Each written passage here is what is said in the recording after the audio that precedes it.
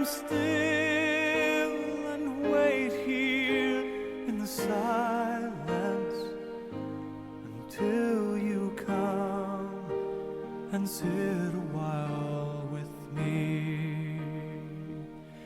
You raise me up so I can stand on mountains. You raise me up to walk on stormy seas. I am strong. I believe I've already produced two videos for you about this book. Already two videos.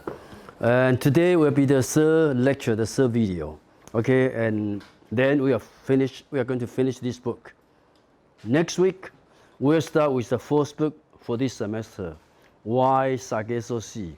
Quite a different book written by Jim Rees, a Jamaican writer. Okay, actually, as I said last time, the book Why Sake So See was a response to Jane Eyre. If you are familiar with Jane Eyre, when you come upon Why Sake So See, you come to realize Jane Eyre was written, of course, by Charlotte Bronte in the 19th century. And Jane Eyre was written from the Western perspective, okay, the British point of view. But Why Sake So See was written from,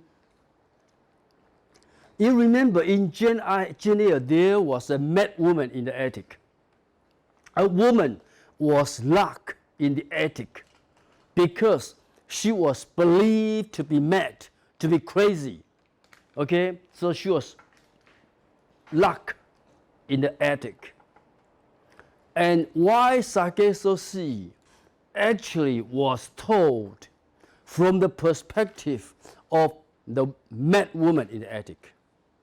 You could argue the mad woman in the attic is the so-called marginal, and Jane Eyre herself is the central.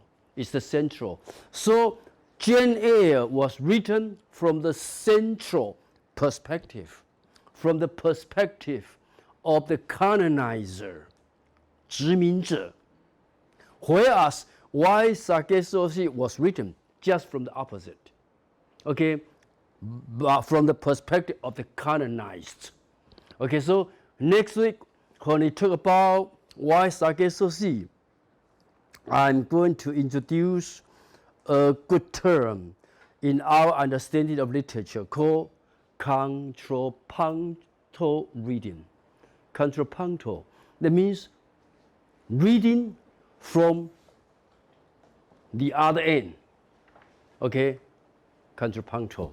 Okay, of course, it's a musical term, 音乐术语 called 对位法. Okay, contrapuntal. But in literature means you read a book from the other perspective. Okay, just the opposite perspective. That will be for next week. So next week I will start my lecture with this kind of contrapuntal reading. Okay, trying to guide your reading of Why Sake So See through the perspective of Jane Eyre. Now back to our book for today. Things Fall Apart. Last week I talked a little bit about the overall structure of the novel, and you come to realize if you review the whole novel, you come to realize the whole novel is divided into three parts. Okay, with part one much longer than part two and part three. Okay, part one, we remember, has 13 chapters. Part two, just 6. Part three, another 6. So part two is one chapter more than part two and part three put together. Okay, and you might wonder why the novel is divided into three parts, and with part one for covering so many pages. Don't forget, this is not a novel of an individual. Okonkwo, the hero, the protagonist in the novel, it's not just a story of Okonkwo. Okonkwo represents his community. So it's also a story of the society. If we call this is a tragedy, like I mentioned last week, it's a kind of Greek tragedy. If it's a tragedy, it's not just an individual tragedy. It is also the tragedy of the society.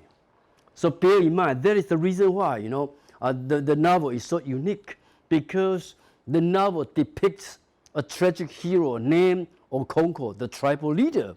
But Okonkwo, the tribal leader, at the same time represents the community. So the death of the hero also means the end of the communal life. Okay, a certain way of communal life. That's the reason why, the end of the novel sounds a little bit ironic, also a little bit, melancholy, a little bit sad.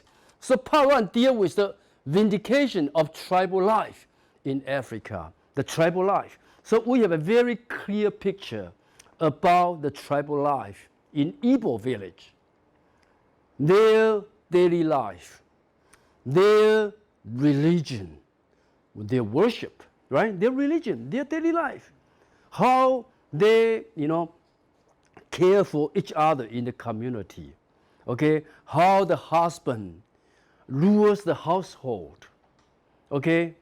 So it's a very, very clear picture of a tribal life. And because the author tried to provide a detailed, portrait of a tribal life, that is the reason why, part one covers so many chapters, okay? Offering the reader a detailed understanding of a certain way of life in an African tribe.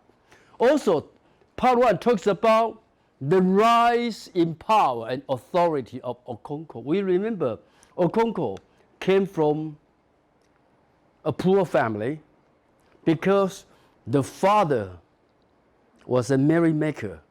The father loved fun. The father could never be serious. The father liked to spend money. For what? For alcohol, for merrymaking. Okay? So that is the reason why when the father died, he had no title at all. Okay? And he was heavily in debt. 债台高筑. And that is also the reason why Okonkwo looked down upon his own father, never taking his father as a good role model. That's the father. Okay? So Okonkwo actually, came from poor family, suffer from poverty, suffer from misfortune at the same time. But because he was a wrestler, a champion wrestler, he became a hero of the tribe. A wrestler, 摔跤嘛, okay, a powerful wrestler. He became a hero. And because he became a hero, he began to obtain good titles for himself. So as we remember, before he died at the end, he had 3 good titles himself, Okonkwo. Okay? And of course, with the good title, with his good fortune, he began to buy lands, to grow plants, to plant all kind of, grains. And in that tribe, whether you are rich or not, people count how many cows you have, how many farms you plant, how many houses you have built, even how many wives you married. That's the way to judge whether that person is fortunate, is wealthy, is rich or not. Okay, so the rise of hero in power and authority. Then intricacies, very complications, and riches, all kind of ceremonies of the Igbo culture. Okay, Igbo village is the village, okay, that the author focus on. Okay, serves as the backdrop of the protagonist, the background. The author highlights the protagonist's strength and obsession with success. Okonkwo often acts irrationally because he has no patience for the weak, for failure, okay, which will cause his eventual downfall. The story happens mostly in Eumorphia. Remember Eumorphia. That is the very village where Okonkwo was born. Okay, where Okonkwo became the hero, Eumorphia. Okay, just like Goose Village in Waiting. Okay, or just like Muji City in Waiting. Okay, this is the very tribe where Okonkwo was born. This is part one. So you come to realize, if you want to learn more about the tribal life of a certain African village, good one provides some good background information. Okay, so that is the reason why, part one has covered more than 13 chapters. Okay, and when it comes part two, begin with Okonkwo's exile to his mother's land for 70 years. This is another important part. Okonkwo was expelled from his community, from his tribe, was sent to his mother's own tribe for 7 long years as a kind of punishment. What did he do? What did he do? Accidentally shot. Accidentally shoot someone. Yeah, at a ceremony, actually at a funeral, it's a funeral ceremony. Some great man died. Some great man has his funeral ceremony. And of course, at the funeral ceremony, because the dead person was a great man, so all the people did attend the funeral with, dancing, with gun firing, okay, with cannon, exploding, for example. So everyone was quite excited at the funeral. And unfortunately, Okonkwo, he had a gun with him, and the gun exploded. Okay, exploded, 枪啊，爆炸。Okay, 子弹射了人，射伤了人。The gun exploded, and he shot the boy of the dead person to death. A boy was shot to death. Of course, it's by accident. By accident. But according to the law, the regulation of the land there, if you kill a person, you need to pay your own life for death. In other words, you need to be killed as a kind of revenge. We have the expression an eye for an eye, a tooth for a tooth. 以牙还牙, that kind of philosophy, that kind of attitude. But they divide the crime into two types. One is called a mere crime. If you commit a mere crime, that means you do it on purpose. I tried to kill, Elia, right? I did it on purpose. I prepare and then kill him on purpose. That means I commit a mere crime. But if I kill him by accident, not on purpose, then I commit a female crime. So they use male and female to describe two types of crime. And because Okonkwo shot the boy not on purpose, but by accident, so he committed the so-called female crime. He need to leave the land. He could not stay in his own tribe.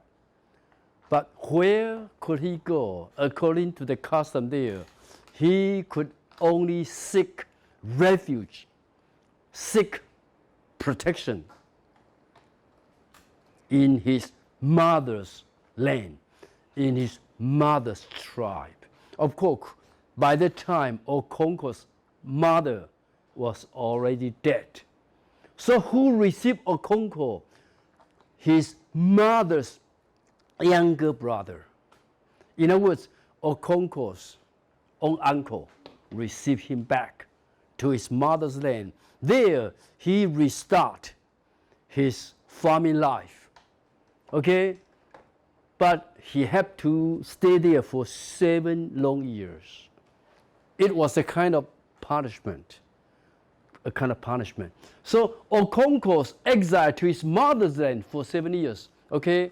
And then during his absence, what happened is when Okonkwo was no longer the leader of his tribe, during his absence, something happened.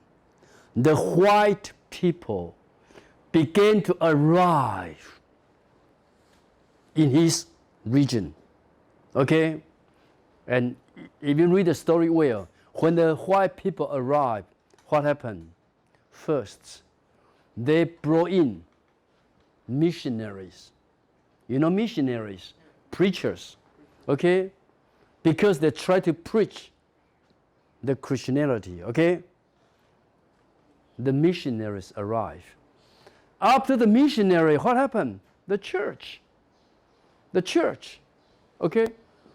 The missionary, and then the church. So we have the missionary, we have the church, we have religion, okay? So religion was first introduced to Umuofia, okay? Umuofia, during Okonkwo's exile. Okonkwo could not do anything to fight against the new religion because he was not there. He was in exile.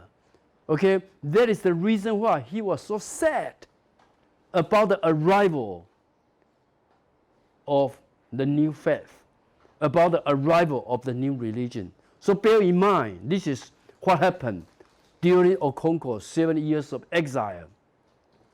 Number 2, what happened is, after the white people arrived, first they introduced the new religion.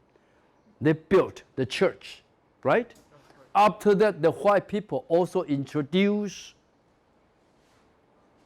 established the court, brought in a government. The government, the court, the judge, the law. So if any tribal person commit an offense, that tribal person will be judged by the court. Okay? So these are the 2 things. Of course, later we also learn after the court, after the judge, they also established the school. The school. Okay? This is how the white people start to colonize, okay, the African people. Okay, how the white people. So in this book, you could clearly see the different phases of how the white people colonized the African tribes. Okay, so this part also marks the entry of the white man into the lives of the African people. What happened is, in these 7 years, Okonkwo hears of the destruction of the village of Abami by the white man because the natives there had killed a white man. Okay, Okonkwo was not there, and then he was told of what happened to Abami. The whole village was destroyed by the white people just because a white man was killed by the local people. So you could see the white people use mass killing as a way to teach some good lesson to the local people. Okay, this is all what happened in part 2. Also, part 2 introduced the missionaries into the life of the people with particular reference to their interest of converting people into their religion. I just mentioned a new religion, a new faith was introduced. And then later, Okonkwo prepared a feast to say goodbye to his mother's younger brother and their relatives because the time is mature for him to return back to his own village. So eventually we see the return of the hero, except the community he returned to was no longer the community he left. That's the key point. So if we think about Okonkwo and his community, we come to realize during these 7 years of exile, his community was undergoing some big change. The new religion, the new government, the new school, everything was in a state of change. Again, a changing community, like in waiting, a changing society, like in a pale view of years, a changing society. Okonkwo might know the society, the community is changing, but the real tragedy with Okonkwo was he did not want to face it. Okay? He might know the society has changed, but he did not want to accept the fact. You could argue he was still living in his own illusion. Okay, in his own illusion. He still believed his tribe, all the people in his tribe were warlike. They loved to fight for the tribe. Without realizing, with the introduction of the new religion, what's emphasized is peaceful war, not tribal fighting. Okay? So this is what happened, okay? Okay, and of course, his mother's land in the novel, you might realize, is called Mbenta. Mbenta, okay? That's his mother's tribe. And then the last part is the shortest one, part 3. Return to his village and his disappointment at the lack of interest in his arrival. Don't forget, before he returned back home, Okonkwo imagined, because he was the hero, when he returned, his tribe would welcome him with a heroic welcome. But Okonkwo was very, very disappointed. When he returned, almost nobody in his tribe did pay special attention to him. The hero was no longer the hero in the eyes of the tribe. Okay, so that was the reason why his disappointment at the lack of interest in his arrival. Many things have changed during his exile. That's the key point. Many things has changed. The society has changed. Okay, the village has virtually fallen apart. That refers back to the title of the novel, Things Fall Apart. Everything was breaking up. Everything was falling apart because the traditional value is no longer valid. People no longer believe in the traditional value because of the new coming, the new arrival of a new religion. With the arrival of a new religion, people begin to believe in new set of values. Clear, not clear? Okay, so the village has virtually fallen apart with the entry of the white man who have brought about a lot of changes in the village, a new government. Bear in mind, a new government, a new religion. Even Noe is Okonkwo's own son, has been converted. So it was very ironic. Okonkwo, the tribal leader, at the end came to realize his own son was converted into Christianity. What an irony, what a misfortune, what a sadness, okay? So, and then we have also deal with the last two chapters, okay? The last two chapters deal with the terrible treatment meted out to the leaders of the tribe by the district commissioner, okay? Actually, at the end, we learn Okonkwo decided to commit suicide, to kill himself, because you remember 6 local leaders were summoned by the district commissioner to the court for discussion. There was some, terrible conflict between the church, the Western church, and the local belief. If you, read the end of the novel, you come to realize conflict between local, belief and Western church, some conflict. To resolve the conflict, the district commissioner asked 6 tribal leaders, including Okonkwo, please come to my office for some discussion, for some negotiation. Of course, these 6 local leaders somewhat suspect the district commissioner might not have good intention. But out of politeness, they went only armed with machete, 斧头啊. They only brought the machete. They did not bring the gun with them, because if they brought the gun with them, they would be considered very impolite. So they went to discuss with, the district commissioner.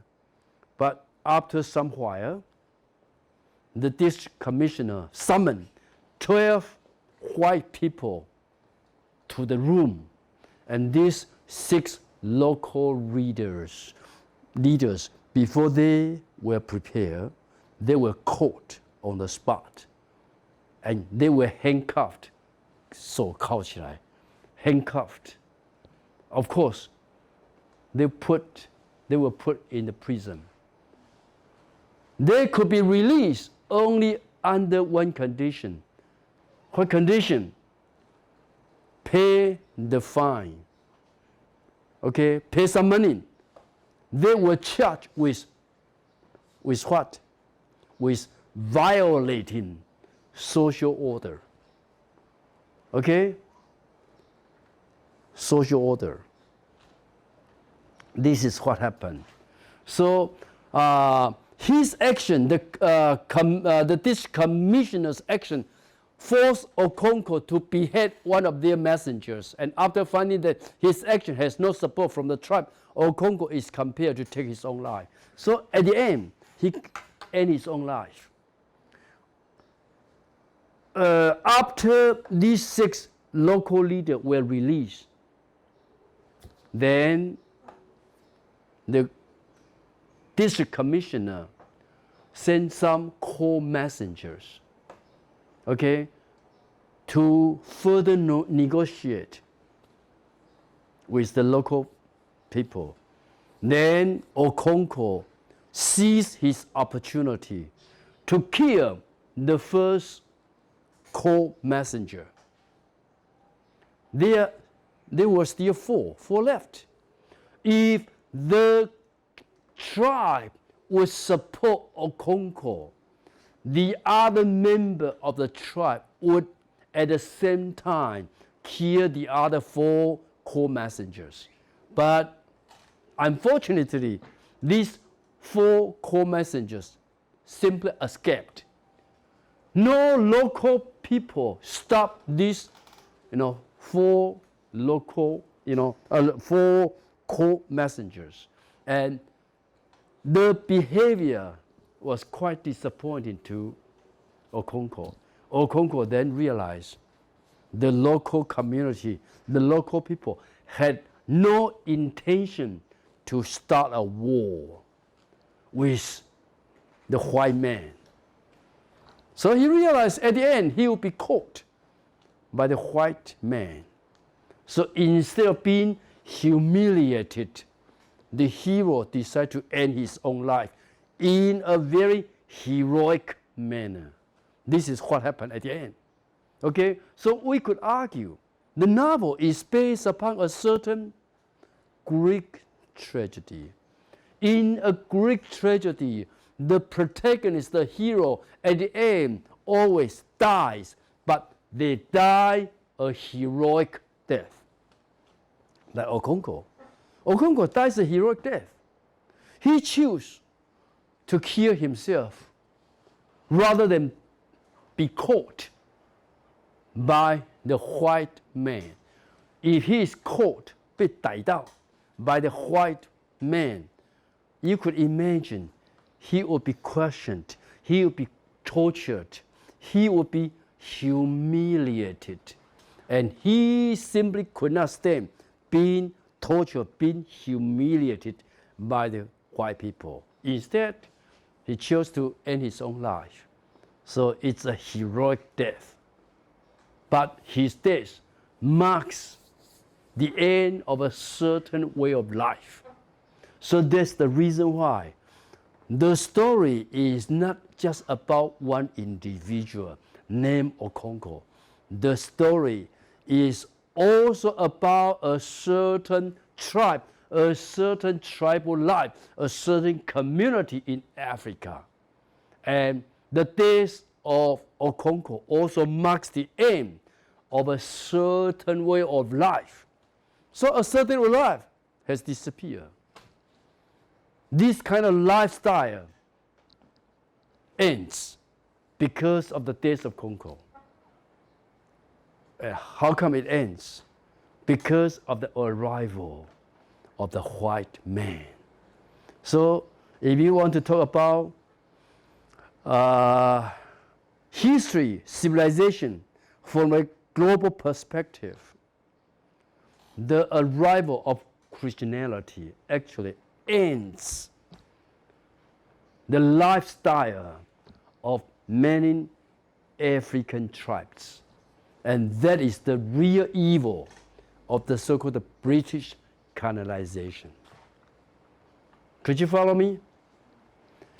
So this is about the three parts of the story. So we return back to this structure of the novel. Bear in mind, the novel is divided into three parts. So we are talking about a little bit about the significance of the novel. The novel is quite unusual. It has been considered a very, very unusual, novel written about Africa. It's both a tragedy of the individual and of the society. Bear in mind, not just individual tragedy. So if you want to discuss things fall apart, you cannot just focus on Okonkwo as an individual. You also have to focus on Okonkwo as a representative, as a type. Okonkwo is a type, is a representative. So it's a tragedy of the individual and of the society. Achebe breaks the three Aristotelian unities. If you are familiar with Greek tragedy, in Aristotle's Poetics, he marks three unities that are very, very common in any Greek tragedies. It's the so-called unity of time. Ian, are you familiar with the three unities in Greek tragedies? Unity of time. In other words, the story needs to take place within 24 hours in one single day. Okay? This is what happened in any Greek tragedy.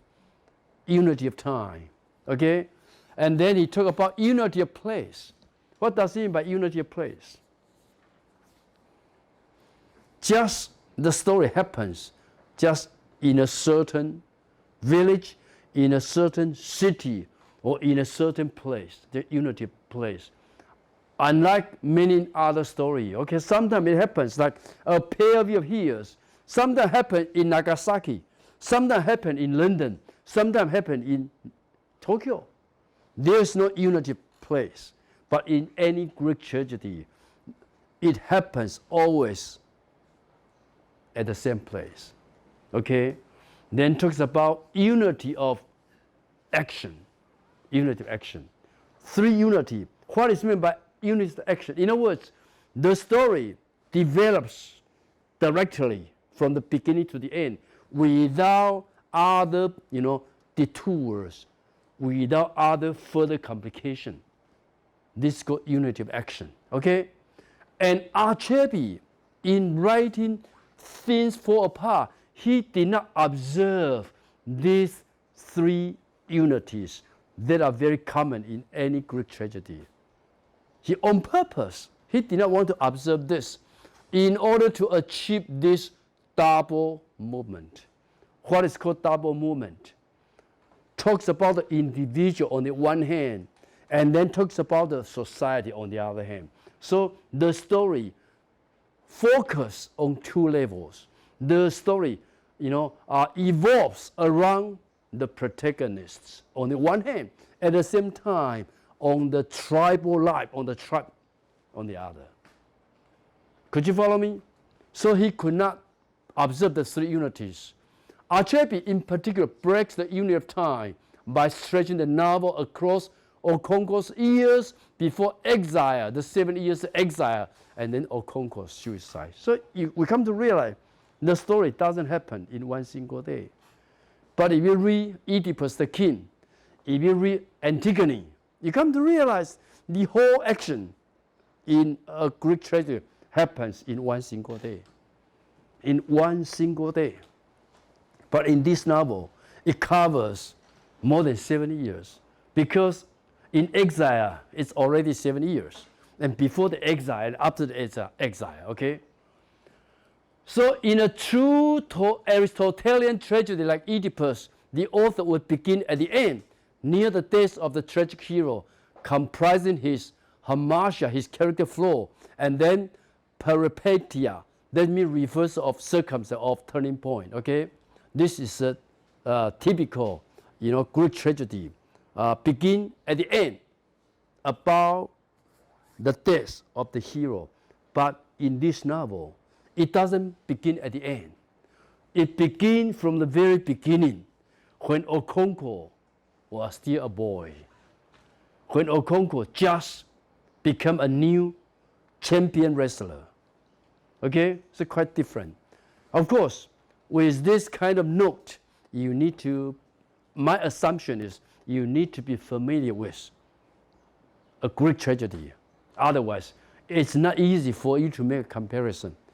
Actually, for your reading notes or for your final essay, you can compare Things Fall Apart with a Greek tragedy. In what sense, Things Fall Apart is like a modern day Greek tragedy. Okay? I think, when you think about Okonkwo's hamartia here, hamartia. Hamartia is one very common feature in any Greek tragedy. Hamartia always talks about the Greek hero, okay? The tragic hero, the great hero. And always the great hero has a certain character flaw. That's called hamartia. So you can say, okay, in this novel, we observe, like Okonkwo's hamartia is his impatience for the unsuccessful people. He has no patience. Okay? He cannot endure all the weaknesses. Could you follow me? That's his hamartia. In other words, you could argue he has no human concern. Okay? Humanity itself, 人性嘛. Okay? And then in any Greek tragedy, another key point to remember is this key word, peripetia or peripetia. Peripetia or peripetia means reversal of circumstance or turning point. We notice the turning point in Okonkwo's good fortune. Okonkwo has been very successful until one certain crucial moment arrives. Then his good fortune begins to reverse, to change. And in our story, we come to realize when is the moment, the very moment when he kills the boy under his care, Ikimifuna, right? When he killed the boy, that means he has lost his humanity. Okay? So after the killing of the boy, we see what happened at the funeral. His gun exploded. Then he shot the boy by accident. This immediately after the killing of the boy under his care. So you could argue the killing of the boy is the turning point in the story. Could you follow me? This kind of concept is called, peripetia or peripetia. These two are big concepts when we discuss any Greek tragedy. In other words, you can use these two terms to make a comparison between things fall apart and any Greek tragedy. Is it clear? Okay? Okay, then we'll move on to make some comparison between these two boys. They are important. They play a very important function in the story. One is called Noi, okay? Not easy to pronounce, right? Noi. Noi is Okonkwo's own son. Okonkwo has only one son. He has some daughters, but only one son, Noi, okay? And then Ikimifuna, okay? One is his own son. One we could call his adopted son, because the other boy was put under his care. And you learn about, Ikimifuna. Actually, he was a boy from a neighboring village.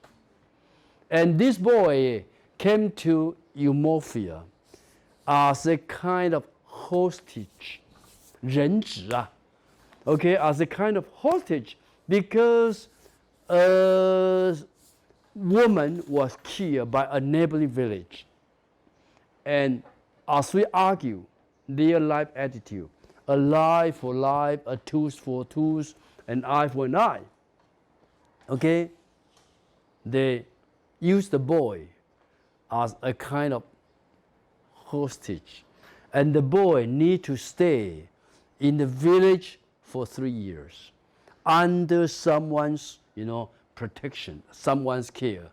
After 3 years, the tribe would announce a day to have the boy die. This is a kind of revenge. Okay? So, first of all, you need to make some kind of comparison between this, because this boy is more masculine, is more like Okonkwo, whereas Okonkwo's own boy is quite, effeminate, like a female, like a woman, 娘娘腔啊. Okay, that's the difference between these two. So Okonkwo inwardly wished this Ikimifuna could be his real son. Okay, because he preferred Ikimifuna over Noi. For 3 years, Ikimifuna lived in Okonkwo's household. He had become wholly absorbed into his new family. He was like an elder brother to Noi, and from the very first seemed to have kindle a new life in the young boy. So come to realize this boy served more or less like Noah's inspiration. Okay? Noah did not like the local customs. Noah did not like the way the people lived there. But because of the arrival of Ikemefuna, now Noah began to get more interested in life. Okonkwo was inwardly pleased. He was happy at his son's development, and he knew it was due to Ikemefuna. He wanted Noah to grow into a tough young man, capable of ruling his father's household when he was dead. So obviously, you could argue Noah, in the eyes of Okonkwo, he was too soft. He was too weak. He was too effeminate, like a woman, like a female. And this is something Okonkwo doesn't like in him. So the arrival, okay, of Ikemefuna to Okonkwo, I think, served more or less as a new inspiration to his own son. So this is something for you to make a comparison between Okonkwo's adopted son and his own son. Two opposite. Okay? Then we move to, this is one important moment in this novel. You see this person, Izudu. Izudu is one of the greatest men in the tribe, also one of the oldest men in the tribe.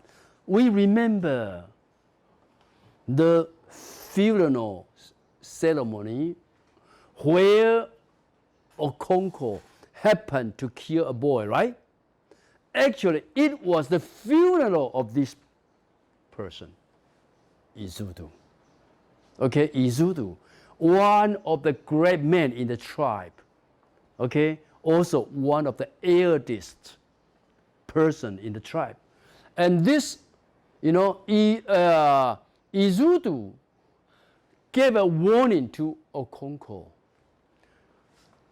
Izudu represented the community, represented the society, and he knew very soon 3 years will be mature, and the boy would be killed as a kind of sacrifice, as a kind of penalty. He knew the boy sooner or later would be killed. So this elderly man went to see Okonkwo, asking Okonkwo, spare the life of the boy. Don't kill the boy. According to the custom, yes, the boy has to be killed. Okay? But he advised Okonkwo, don't do it. Don't do it. Because the boy at least call you father. You are the boy's father. Show some mercy. Show some humanity to the boy. But Okonkwo doesn't want to display, doesn't want to show his humanity, his mercy, because he doesn't want to display human emotion. If he displays human emotion, he would be considered very weak. And a hero doesn't like to be regarded as being weak. So that's the real problem with Okonkwo. So you see the warning.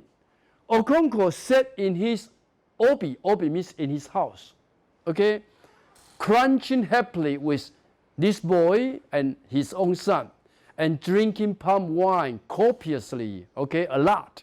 When this person, Izudu, came in, Izudu was the oldest man in this quarter of Umuofia. He had been a great and fearless warrior in his time and was now accorded great respect in all the clan. He asked Okonkwo to have a word with him outside. In other words, he did not want to speak with Okonkwo among his family. He just, Okonkwo, okay, Okonkwo, go out with me. I have some work for you. Okay? Then he advised Okonkwo, the boy call you father. Do not bear a hand in his death. Okay? try to keep away from his death. Wash your hand. Okay, have no involvement in his death because the boy called you father. Yes, Eumorphia has decided to kill this boy, but I want you to have nothing to do with it. He called you his father. This is the warning from Izutu. Okonkwo could have listened to his advice by not killing the boy, to show his emotion for the boy, to show his humanity for the boy. But as I said, Okonkwo, because he was a great hero, Okonkwo would not like to be regarded as being weak. He did not want to show his human emotion. So, for all the, begging from the boy to protect him, Okonkwo actually gave the final blow to the boy. The boy actually was killed by Okonkwo himself. Someone started to kill the boy, but for some reason the boy was still alive. And the boy ran to Okonkwo for protection. Without saying anything, Okonkwo just raised his machete and then killed the boy on the spot. So the killing of the boy actually, as I argue, was the turning point in the story. By killing the boy, Okonkwo showed that he did not have humanity. 没有人性啊. Okay, that's the real problem with Okonkwo. Talk about the hero's Hamasha, right? His character flaw. And that is his character flaw. Any questions so far? Do you have any question? Any questions so far? Ilya, do you have any question? No question? Are you sure no question? I'm sure. You're sure no question. How about you, Jane? Do you have any question? Any question? No question? Do you have any question? So try to bear in mind, I try to guide your reading from the perspective of reading novel, more or less like a modern day Greek tragedy. Okay? And obviously, when Achebe composed the novel, he had a certain Greek tragedy as a model in his mind. Okay? Okay, if you do not have a question for the time being, we will take a short break. Okay, we'll take a short break. Relax yourself, and when we return, we'll continue. Okay? 先休息一下. You have to bear in mind, as I said, the killing of the boy, Ikimifuna, should be considered the turning point in the story. Because Okonkwo has very good fortune. Okay, from the beginning until this crucial moment, before he kills the boy, he has been very lucky. But because he doesn't want to show any emotion, okay, be quick. He doesn't want to show any emotion. He doesn't want to show any humanity toward the boy. That means he has lost his humanity. He is no longer part of the human world. Okay?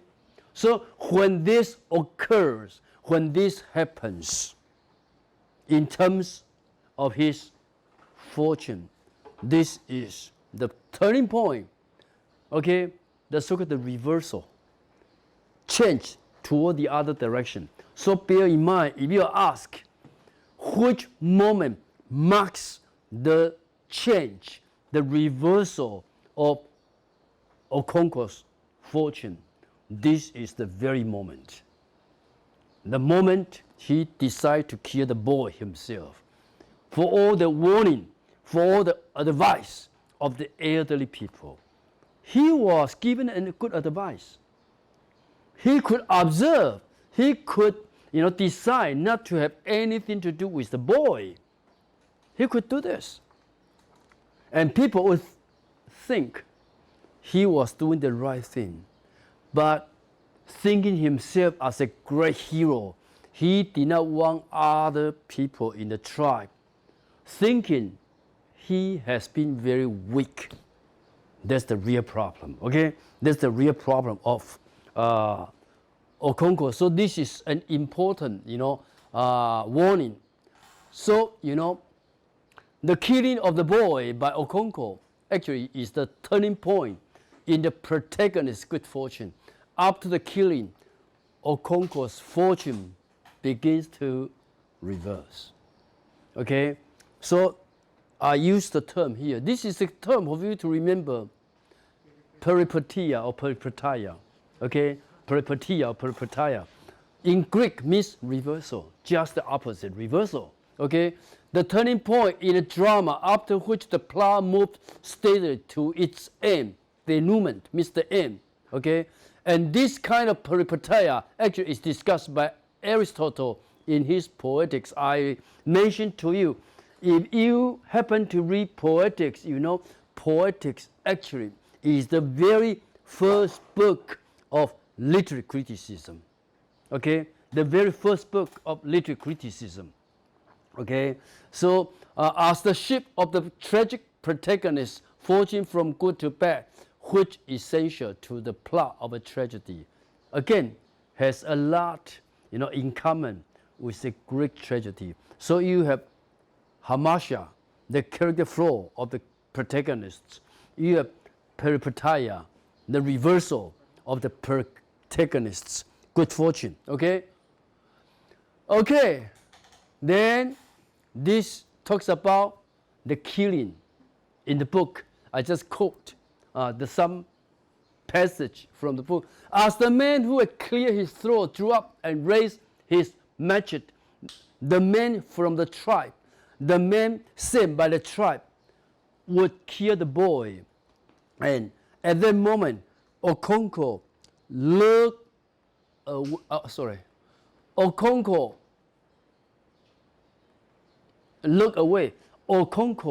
did not want to see how the boy was killed. Okay, he looked away. He heard the blow of the machete. The pot fell and broke in the sand. Okay. He heard Ikimira cry, "My father, they have killed me," as he ran towards him. In other words, the boy was not killed immediately. Okay. The boy still could run for help, asking for help from the father. Then, confused with fear, Okonkwo drew his own machete and cut the boy down. He was afraid of being so weak. That's the problem. In other words, even at that crucial moment, if Okonkwo showed some human emotion, he could have protected the boy from death. Instead, he killed the boy himself at the end. Okay? Then what happened? As soon as his father walked in that night, Noi knew that the boy had been killed, and something seemed to give way inside him like the snapping of a tightened bow. He did not cry. In other words, the death of Ikimifula have a great impact on Noi himself. So, starting from that moment, it seems to him his own life is drawing to an end. Okay, his own life is drawing to an end. That might be the reason why eventually he begins to believe in Christianity. He is converted into a Christian, thinking his own tradition, his own custom actually is too cruel, too barbarians. Okay, uncivilized like the Christian religion. That could be one of the very important reasons why Noi decided to become a Christian himself. Okay? A vague cheer had descended on him. Him referred to this boy, okay, Noi. Then something had given way inside him. It descended on him again. This feeling which his father walked in that night after killing Ikimifula. So this is a big change in the boy Noi. Okay. Is it clear? Okay, then we move to the funeral. How come the funeral is important in the plot, in the story? Because it's during the ceremony of the funeral that Okonkwo's gun exploded and he killed the dead person, Izutu's own boy, by accident. Okay? So Izutu's funeral marked Okonkwo's misfortune. In other words, because his fortune has been reversed. So this is the very first thing, okay? His fortune, has been reversed. Izutu was a great man, and so all the clan was at his funeral. All the people in the tribe attended his funeral. It was a great funeral, such as befitted a noble warrior. Izutu had taken 3 titles in his life. It was a rare achievement because he had taken 3 titles. This person was to be buried after dark. This is part of the custom. Okay, a great man should be buried after dark. An ordinary person could be buried in the daytime. Okay, I don't know if the custom in Indonesia, if he is a noble person, when will he be buried? In the daytime or in the evening? Anytime. As soon as possible. No, this is another issue. No, in the daytime or in the evening? They don't decide that. They don't decide whether in the daytime or the evening. They can bury a person in the evening. Yes. My understanding is in Indonesia, when a person dies, okay, they try to get the person buried as soon as possible. In our tradition, in our custom, it depends on the wish of the family. The dead person could stay at home. Of course, the dead person will be put in the coffin. The dead person could stay at home for as long as 1 month. Yeah, it depends. The family could decide. Usually 1 week is at least. Usually 1 week. Okay? But sometimes 1 month. Depends. If you miss the dead person so much, you want the dead person, stay longer at home. But in Indonesia, the custom is quite different. When a person dies, they try to bury the person as soon as possible. This is my understanding. So if a person died this afternoon, better have him buried tomorrow. Why? Do you know the reason why? Probably your people believe that that person has some deadly disease. Is it right? Try to get rid of the disease as soon as possible. What's the reason behind this? No, sometimes they think that as soon as possible because if we keep the dead body, it's like a very long time, we pity the dead body, so we better put and we cannot cry too loud or suffer too loud because of the death. So it's like. So you are not allowed to cry. We allowed, but not too much. Oh, you could cry for the dead person, right? But you could not cry too much. Not allowed. Yeah. Okay. We cannot we always say it because of our family that died. So we are supposed to bury let them as go. soon as possible. Okay. But it's also religion reason. For other religion, it might be different. Okay. This is for Muslim. Yeah. Muslim. For Muslim, okay, for Muslim, yeah. Because I have several friends in Indonesia, and then I heard about the deaths of their parents or their brothers and sisters, and they said we bury him in 1 day or in 2 days. I was quite surprised. How come they get rid of the dead person so quickly? But that's quite true. That's quite true, okay? And they are not allowed as a Muslim to cry too much, to suffer too much, okay? Yeah, you could cry, but not too much, right? Yeah. So this is what happened, okay?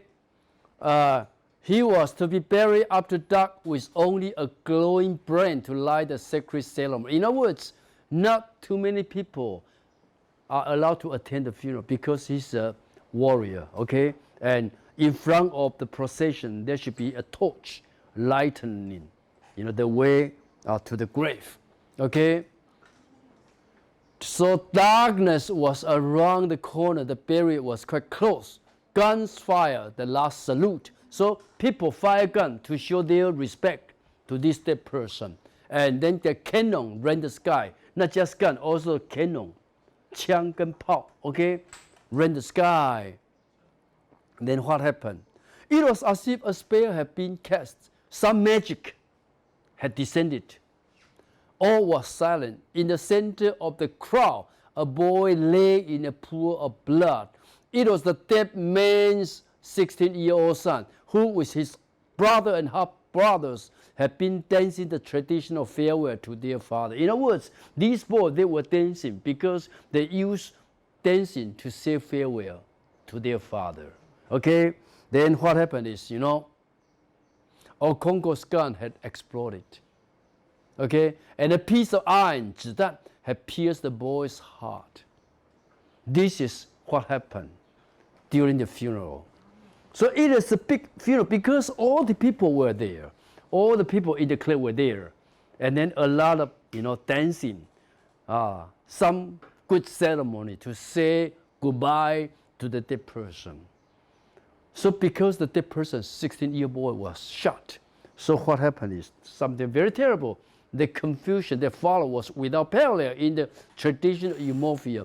Violent deaths were frequent, but nothing like this had ever happened. So this is a good example of Okonko's misfortune. Okay? And because of this, he had to be exiled, expelled from his community to his mother's land. Okay? So if we move to this, Okonko's exile to Mbanta. That's his mother's own tribe. Okay? The only course open to Okonko was to flee from the clan, run away. It was a crime against the earth goddess. So it's a crime against Mother Earth. 违反了地母, okay? It's a crime against Mother Earth to kill a clansman, a relative, 族群的人. And the man who commit it must flee from the land. Okonko could return to the clan after 7 years. So that's a kind of regulation, a kind of rule. If you commit this crime, you have to run away. If you do not run away, then you will be killed. If you run away, no problem. Okay? So, before the cock crow, okay, Okonko and his family were fleeing to his motherland. It was a little village called Mbanta, just beyond the border of Mbano. Okonko was well received by his mother's kinsman in Mbanta. The old man who received him was his mother's younger brother. His name was Uchendu. Uchendu is another important name in the story. So bear in mind, okay, Uchendu, another important name, because he was Okonko's own uncle, his mother's younger brother. Okay, that's exile, okay? Then you see some important conversation between Uchendo and Okonko. Okay. Okonko and his family worked very hard to plant a new farm, to start a farming life there. But it was like beginning life anew without the vigor, without the energy and enthusiasm of youth. His life had been ruled by a great passion to become one of the law of the clan. That had been his life spring, life energy. And he had all but achieved it. Then everything had been broken. So you come to realize when he was in exile in his mother's own land, Okonko actually was in very low spirits. He had lost all his life hope. Okay? Before he was exiled, he hoped to obtain great titles for himself. But because of all this, his hope was not possible. Okay, so in their conversation, how come Uchendo would have a conversation with Okonkwo? Because Uchendo realized Okonkwo was no longer his real self. Okonkwo seemed doesn't have any aim for his life. Okay, so starting from here, we are moving toward the last part of the story. Okonkwo now is in exile in his mother's land. In other words, he was no longer in Umuofia, his own tribe. During this exile, something new, something terrible was happening in Umuofia. So we have this person, another important character, Oberika. We have this person. He was Okonkwo's good friend in Umuofia.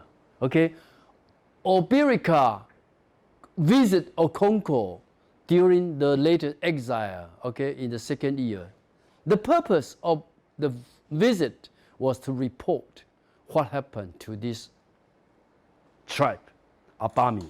Abami, actually, you remember Abami because it was the tribe that was 100% destroyed by the white people because they happened to kill a white man. Okay, so the report. So you can say Oberika served more or less like a bridge between Okonkwo and his own community because it is this person who came from his own tribe to report to Okonkwo what has been happening in their village. Okay, so they have a conversation. Have you heard us, Oberika, that Abami is no more, no longer exists, is no more, is totally destroyed? Have you heard about this? During the last planting season, a white man had appeared in their clan. Anyway, resume Oberika, they killed this white man and tie up his iron horse. Iron horse means his bicycle. Iron horse means bicycle. Okay, so how come the whole village was destroyed by the white people? Because the tribe happened to kill one white man. Okay, so with the story, let us realize the killing of the white people and the killing of the local people. In other words, the white people and the local people began their mutual killing. They kill each other because of cultural conflict, because of misunderstanding, whatever. Okay, it starts, and then this is in the second year. Then 2 years later, Oberika visit Okonkwo again. So he visited Okonkwo more than 2 times, and each time a new information to Okonkwo. The second visit is missionary had come. So he report to Okonkwo, now missionary have come, church was built, and even some tribal people were converted into Christianity. Okay, evangelists were dispatched to surrounding towns and villages. Even her own son, Noi, was converted too. Okay, he came as a messenger to report about change in the community, to keep Okonkwo well informed of what was happening. Okay, so at least 2 important visits in the story. And then I just give you some idea. Colonization. The British decide to colonize the Africans. And what's the process of colonization are shown in the book. Okay, in the book we come to realize missionaries arrive first. Okay, missionary arrive first, always missionary. And if you are well read in Taiwan history too, when the Dutch, when the Spanish, when the European started to colonize Taiwan, they sent the missionaries. Okay?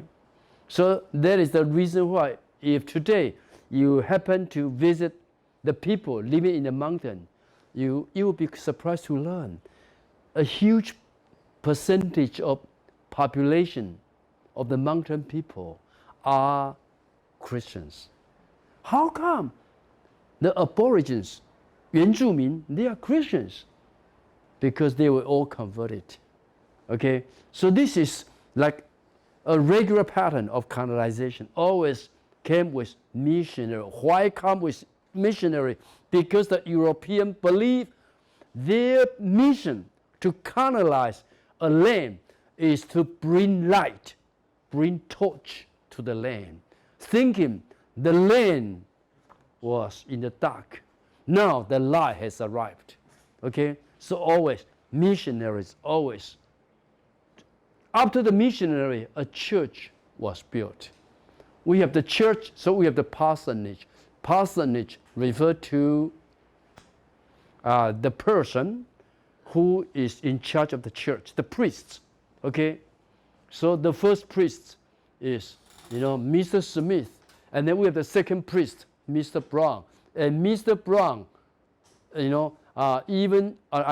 the first missionary is the Mr. Brown, and after Mr. Brown is James Smith, Mr. Smith. Okay, so this is the first,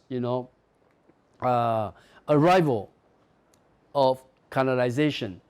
Then, after the church, we have the court.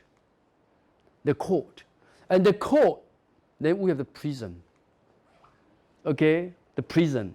And that's part of the government. Okay? And then also school.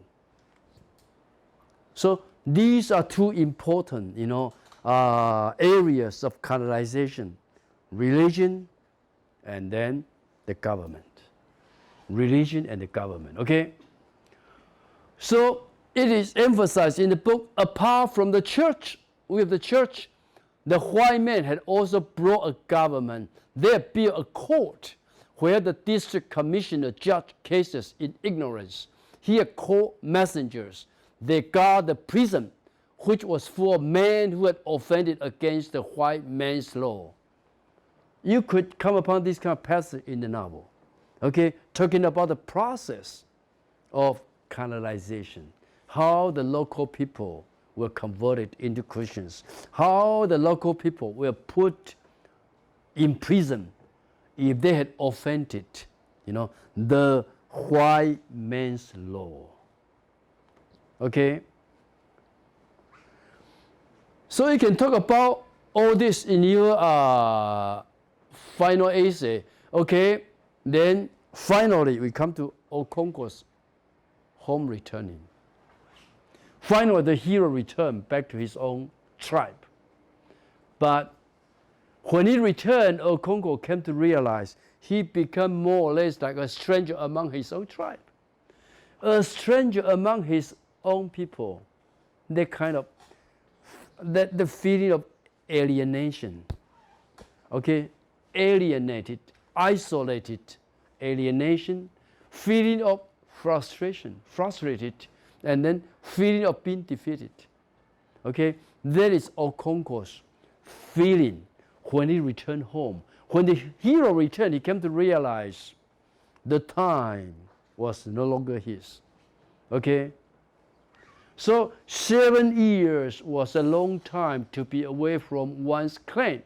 A man's place was not always there waiting for him. As soon as he left, someone else rose and filled it. Okonkwo knew that he had lost his place among the 9 masked spirits who administered justice in the clan. These 9 masked spirits, more or less like serving as the judges of the court. Okay? He had lost the chance to lead his warlike clan against the new religion, which he was told had gained ground. He was determined that his return should be marked by his people. Unfortunately, nobody paid attention to his return. He will return with a flourish and regain the 7 wasted years. So, as I said, Okonkwo returned to his own tribe, a changed community, a changed society. And Okonkwo himself somewhat knew that his own community, his own tribe has changed, except he didn't want to accept the fact. That's the real problem. He still lived in his dream, in his illusion.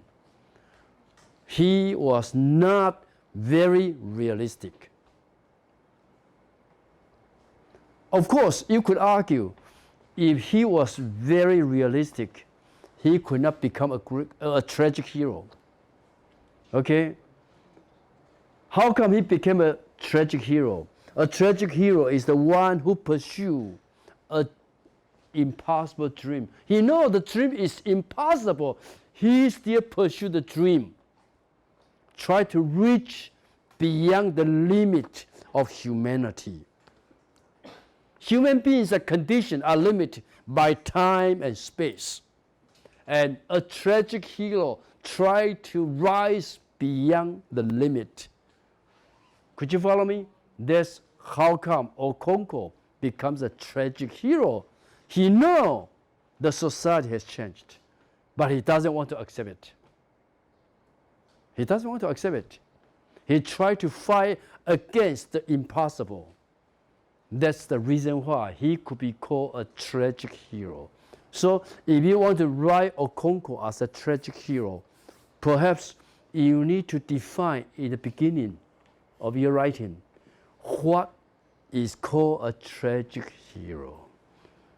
Any person could be a hero, but not necessarily a tragic hero. Okay, why tragic? Okay, Ian is a hero, but Ian by all means is not a tragic hero. Why? You are too realistic. You are too practical.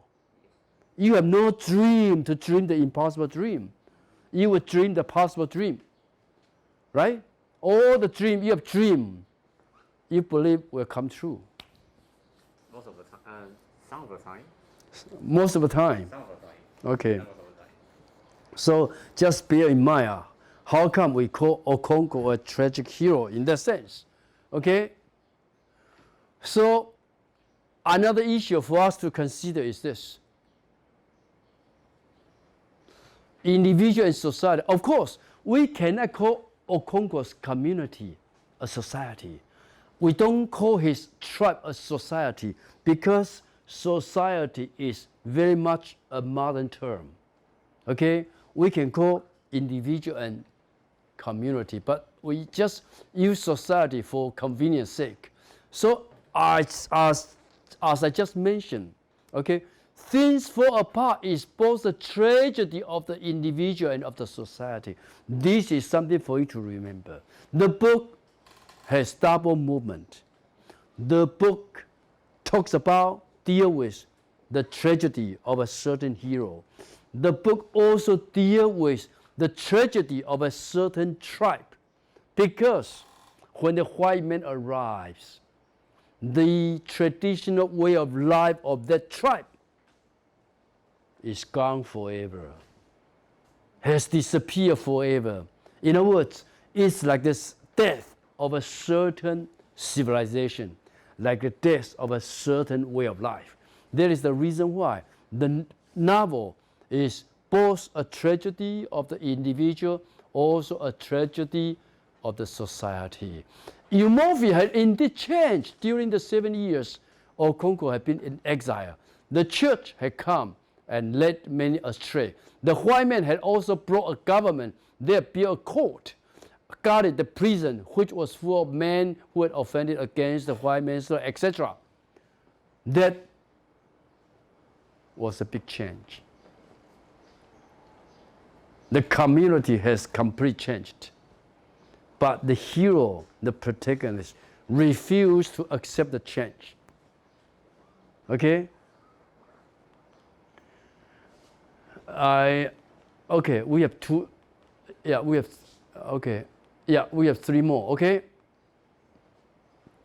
So this is my comment. Okonkwo failed to respond to the new change in his community. fail to respond to the new change. In other words, a new change is like a crisis. Do we take any action to respond to the crisis? Now, we are still suffering from COVID-19. COVID-19 is a crisis. But do we take any action to respond to the crisis? And that's what happened to Okonkwo. Of course, Okonkwo was not suffering from any virus. Okay? He was suffering from the big change in his society, in his community. It's a kind of crisis. But how did he respond to the crisis? Did he adapt himself? Okay? 适应. Did he adapt himself to the new change? Obviously, no. So sometimes Okonkwo said, perhaps I've been away too long. Okonkwo said to his friend, almost in whisper, but I cannot understand these things you tell me. What is it that this happened to our people? Why have they lost the power to fight? Even when America told Okonkwo accepted reality. Our community has changed, but Okonkwo still could not understand. Why have they lost the power to fight? Then the friend asked Okonkwo, have you not heard how the white men wipe out Abami? Okonkwo was, etc. Then Okonkwo was deeply grieved. He was very sad. And it was not just a personal grief. In other words, he felt sad, not for himself. He felt sad for the whole community. He mourned for, the clan, which he saw breaking up and falling apart. And he mourned for the warlike men of Eumophia, who had so unaccountably become soft like women. So he was sad over his whole tribe. The whole tribe used to be warlike. Each was a good fighter. Now, each was more or less like a woman, too soft. So bear in mind why he was mourning, why he was deeply grieved, and it was not just a personal grief. And then, how come at the end, Okonkwo chose to kill himself? Because after he returned, cultural conflict and religious conflict happened all the time. So Enoch is another important character in the book, a zealot of the new faith. The new faith refers to Christian religion. Zealot 是狂热分子. This person tore off the mask of a Jew. I don't know how to say this. Huh? You can say it? I think. Okay, don't forget this is a person who wears a mask. Nobody can see this person, and he represents the ancestral spirit, the spirit of the ancestors. And these people would appear in mask when there was some important ceremony. Nobody could tear off their mask. If the mask was torn away, it was an offense against Mother Earth, against the local spirit. And this person, unfortunately, this person, during the annual ceremony, had killed, tore off the mask of this spirit. So had killed an ancestral spirit, and Eumophia was thrown into confusion. So we see now it's a conflict between the traditional religion and the Christian religion. And because of this conflict, the local people decide to destroy the church. That the church was destroyed. And because the church was destroyed, so these people were summoned by the district commissioner to ask, how come you destroyed the church? So they want to have some discussion, but actually that's just a cheat. Okay, the district commissioner used discussion, used negotiation as a way to lure the local leaders to his court so that they will be put in prison. Could you follow me? 就用计啊，把这些人抓到他的办公室。Okay, that's a kind of trick. Okay, that's a kind of trick. Okay. Okay. So the district commissioner sent his return messenger to the leaders of Umofia, asking them to meet him in his headquarters. And so the 6 men went to see this commissioner, armed with their machete. They did not carry guns, for that would be unseemly, impolite. The 6 men were then handcuffed and led into the guard room, the prison. Okay? Eventually, these 6 men were released by paying some ransom, by paying some fine. 付了款，赔款之后 the 6 men were released. Then, in a meeting, Okonkwo killed a head messenger from the court, but the other 4 messengers escaped as Umofia people would not go to war. And this is what happened at the end. Okonkwo finally killed a court messenger. And of course, they were altogether 5 court messengers. He killed 1, and he believed his clansmen would kill the other 4. So all the 5 court messengers would be killed. Instead, after he killed 1 court messenger, his clan people, his people did not take any action, did not do anything. So the other 4 court messengers just ran away. And then Okonkwo realized that's the real situation of his people, of his tribe. In other words, his tribe chose not to go to war with the white man. They chose to have peace with the white man. And Okonkwo realized he was fighting a losing battle. So if he did not choose to commit suicide to end his own life, sooner or later he will be caught and put to prison by the white man, tortured by the white man. He could not die a heroic death. So even when he died a heroic death. Okay? So this is quite sad and quite tragic, yes. Quite sad and quite tragic. Okay? So that's the reason why the novel has been considered a post-colonial novel, 后殖民小说. Okay? Using the perspective of the marginal. Don't forget, the author was born in Nigeria. So it's the perspective of the Nigerian. And the Nigerian, of course, they were not the center. They were the marginals. So the author used the perspective of the marginal to write about, to write against the center. The center is the British Empire. In this sense, we call the novel post-colonial. So post-colonial has always been, a fight between 2 different perspectives.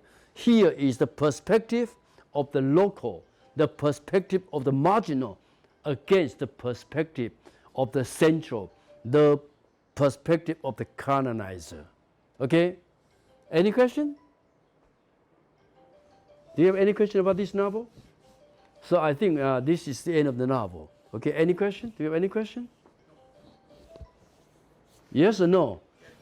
It seems you are very silent. How come? How come you're so silent? When I was a student, we did have a lot of discussion with the professor, but it seems to me you are very silent. How come? Any questions? Do you have any questions? No? How about you? Any questions? You're Amanda, right? Okay. Ian, any questions? I think professor already made very clear discussion on the book. That's my mistake. Really? Yeah. I should not explain so clearly, right? Yeah, that's my mistake. Is right? Not your mistake. No, actually, when you approach a book, you can use a certain perspective, a certain approach to read a book. The approach I'm using is I try to call your attention to the fact that actually things fall apart was based upon a certain Greek tragedy. Okay, so when you read this novel, try to think about any Greek tragedy you have read before and make a comparison. Okay, make a comparison. Okay? I am strong.